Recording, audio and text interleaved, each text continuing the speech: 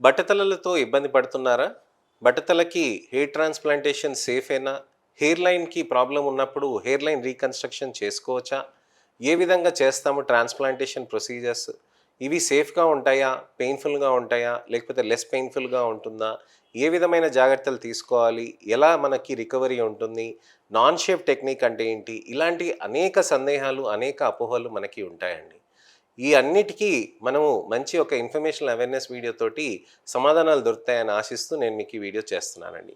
నేను మీ doctor Raj Kiret, Celesti skin laser and hair clinic Jubilee Hills మరియు కోకాపేట్‌లో chief and founder dermatologist and hair transplant సర్జన్‌గా ప్రాక్టీస్ చేస్తున్నానండి.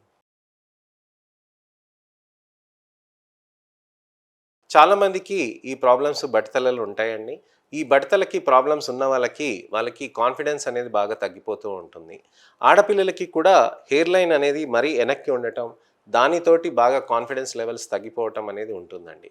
అలానే మగవాళ్ళకి కూడా హెయిర్ లైన్ అనేది బాగా విపరీతంగా వెనక్కి వెళ్ళిపోవటం, అక్కడ మనకి హెయిర్ లైన్ లేకుండా ఉండటంతోటి బాగా ఇబ్బంది పడుతూ ఉంటారు. ఫోటోస్ దిగాలన్నా, ఎటువంటి అయినా చేయాలన్నా యాక్టివిటీస్, నలుగురిలో కలవాలన్నా కాన్ఫిడెన్స్ లెవెల్స్ అనేది బాగా తగ్గుతూ ఉంటుందండి.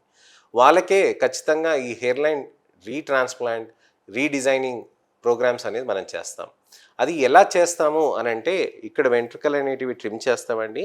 ఇక్కడ ఒక భాగంలో మాత్రమే మనం ఎక్కువగా తీసుకుంటామండి.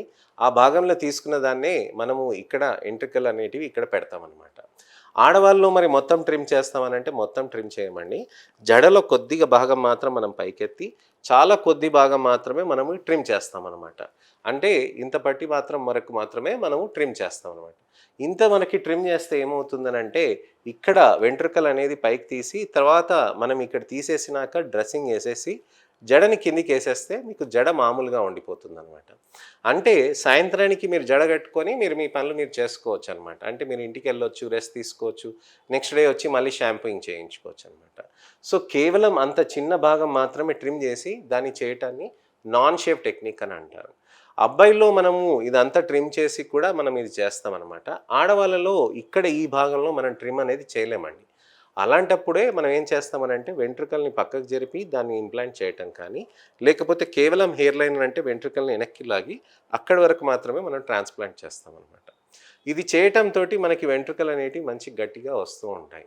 సో, ఈ విధంగా చేయటంతోటి మనకి వెంట్రుకలనేటివి స్ట్రాంగ్‌గా అవుతాయన్నమాట. సో, వెంట్రుకలనేటివి మనకి ఇలా ఉన్నప్పుడు మనం చాలా జాగ్రత్తగా మనం చేసుకుంటూ మనం ట్రాన్స్‌ప్లాంట్ చేయించుకుంటే చాలా బావుంటుంది. ఇక్కడ మనం తీసేటప్పుడు ఇక్కడ మొద్దు బారుస్తాం కదండీ! ఈ మొద్దు బార్చిన తర్వాత మీకు నొప్పి అనేది అసలు ఎక్కువగా ఉండదు. అక్కడ మనం తీస్తూ ఉంటాం. మరి నాన్ షేప్ ట్రాన్స్‌ప్లాంట్ అంటే 1100, 1200 గ్రాఫ్ట్‌లే కదా! చక్కగా ఒక 2, 3 గంటల్లో, 4 గంటల్లో అయిపోతుందనంటే అలా కాదండి. నాన్ షేవ్ అన్నప్పుడు కొద్దిగా ఎక్కువ టైం పడుతుంది. ఎందుకనంటే అది మనకి వెంట్రుకని సెపరేట్ చేసుకుంటూ మనం చేయాల్సొస్తుంటదనమాట. దానివల్ల అది ఉంటదనమాట. సో, మనకి సేఫ్టీ ఉంటుందా అనంటే హెయిర్ లైన్‌కి ఎటువంటి ప్రాబ్లమ్స్ అనేటివి ఉండవండి. ఈ భాగంలో ఇక్కడ మనం ట్రాన్స్‌ప్లాంట్ చేసుకునేటప్పుడు మొద్దు బారిస్తే ఇక్కడ పెయిన్ ఉండదండి. మంచిగా చక్కగా మనం సేఫ్టీగా మనం ట్రాన్స్‌ప్లాంట్ కూడా చేసుకోవచ్చు. డోసెస్ కూడా చాలా తక్కువగా ఉంటుంది. హెయిర్ లైన్ డిజైనింగ్ చేసుకున్నాక కూడా మనం చూసుకోవాల్సింది ఏంటనంటే, ఆ భాగంని మనం కవర్ చేసుకొని కనిపించకుండా మనం జాగ్రత్త పడొచ్చనమాట. ఏవైతే వెంట్రుకలు అక్కడ పెడతామో, అక్కడ వెంట్రుకలనేటివి మంచిగా పెరగటానికని మనకి 1 ఇయర్ దాకా టైం పడుతుందండి. ఆడవాళ్ళకి 1 ½ ఇయర్ దాకా టైం పడుతుందండి. మగవాళ్ళకి వెంట్రుకలనేది కొద్దిగా అంత పెరిగిపోతే మనకి క్రాఫ్ అనేది వచ్చేస్తుంది కాబట్టి 1 ఇయర్ లోపల మనకి మంచి కవర్ చేసుకోవచ్చు. ఆడవాళ్ళకి 1 ½ ఇయర్ దాకా టైం పడుతుందండి. సో, ఈ విధంగా మనం చేసుకుంటే చాలా మంచిగా రిజల్ట్స్ అనేటివి మనకి సాధ్యమవుతుందండి. సో, మనం చెప్పాం గదండీ! ఇప్పుడు హెయిర్ ట్రాన్స్‌ప్లాంట్ చేయించుకున్నాక ఏ విధమైన జాగ్రత్తలు తీసుకోవాలి అనే దాని గురించి అని కూడా తెలుసుకుందాం. హెయిర్ ట్రాన్స్‌ప్లాంటేషన్ చేయించుకున్నాక నెక్స్ట్ డే వచ్చేసి మీరు షాంపూయింగ్ అనేది చేసుకుంటారు. మా దగ్గరనే చేస్తాము. మేమే చేస్తామనమాట. షాంపూయింగ్ చేసి మీకు చూపిస్తాం. ఈ విధంగా చేయాలి అని చెప్పి. ఈ విధంగా చేసుకున్నది మీరు చూసుకున్నాక, ఆ తర్వాత మీరే మీ ఇంట్లో మీరు చేసుకోవచ్చనమాట. మీరు సుదూర ప్రాంతాల నుంచి వచ్చారనుకోండి, ఆ రోజు సాయంత్రానికి మీరు బయలుదేరిపోవటం గానీ, లేతే ఆ మధ్యాహ్నానికే మీరు బయలుదేరిపోయి ఎటువంటి ప్రాబ్లమ్ లేకుండా హ్యాపీగా ఇంటికెళ్ళిపోయి అక్కడనే మీరు షాంపూయింగ్ చేసుకొని డ్రెస్సింగ్ కూడా మీరే తీసుకోవచ్చు. హెయిర్ లైన్ చేయటంతోటి మీకు మంచిగా చక్కగా హెయిర్ లైన్ మంచి రిజల్ట్స్ తోటి వస్తాయండి. చక్కగా మంచి రిజల్ట్స్ రావాలి అనంటే మీరు హెయిర్ ట్రాన్స్‌ప్లాంటేషన్ అనేది మంచి ప్రొసీజర్. సేఫ్‌గా చేస్తాము అనేది మీరు తెలుసుకోవాలనమాట. ఈ విధంగా మనం ట్రాన్స్‌ప్లాంటేషన్ అనేది చేసుకుంటే మీకు మంచి రిజల్ట్స్ తోటి మీ కాన్ఫిడెన్స్ కూడా రిస్టోరేషన్ అవుతుంది. సో హెయిర్ లైన్ గురించి అని తెలుసుకున్నాం కదండి. మీకు ఇంకా ఎటువంటివైనా క్వెషన్స్ ఉన్నా, సందేహాలున్నా, మిస్‌కన్సెప్షన్స్ ఉన్నా తప్పకుండా నా వీడియోలో మళ్ళీ మీరు కామెంట్ సెక్షన్‌లో పెట్టండి. తప్పకుండా నేను మీకు వీడియో రిప్లై గానీ, టెక్స్ట్ రిప్లై గానీ చేస్తాను. సో ఈ ఇన్ఫర్మేషనల్ అవేర్‌నెస్ వీడియో మీకు నచ్చిందని ఆశిస్తున్నానండి. లైక్ చేయండి.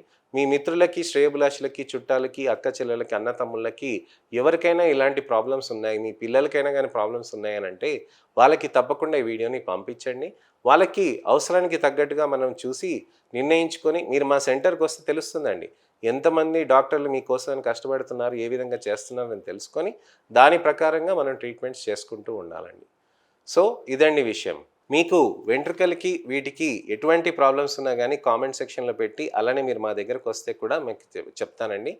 మీకు ఈ ఇన్ఫర్మేషనల్ అవేర్‌నెస్ వీడియో నచ్చిందని ఆశిస్తూ నా ఛానెల్‌ని సబ్స్క్రైబ్ చేసుకొని నోటిఫికేషన్ బటన్ కూడా నొక్కండి. నా అందరి సబ్స్క్రైబర్స్‌కి, నా వీక్షకులకి అందరికీ నమస్తే.